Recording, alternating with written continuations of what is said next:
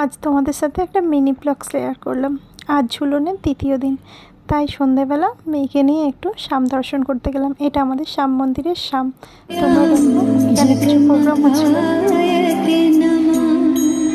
কিছু প্রোগ্রাম হচ্ছিল, সেই প্রোগ্রামগুলো একটু দেখলাম।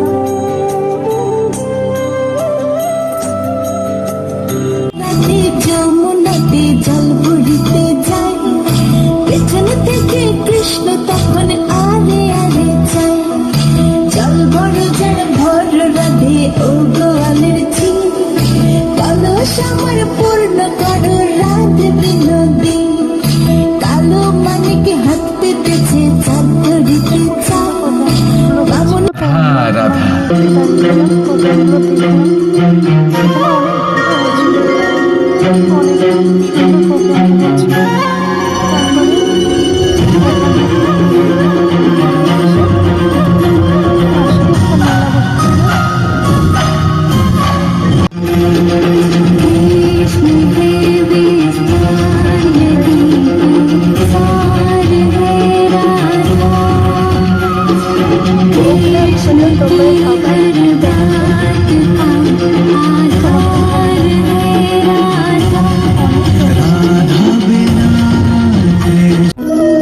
তাও এত ভালোবাসা কি করে?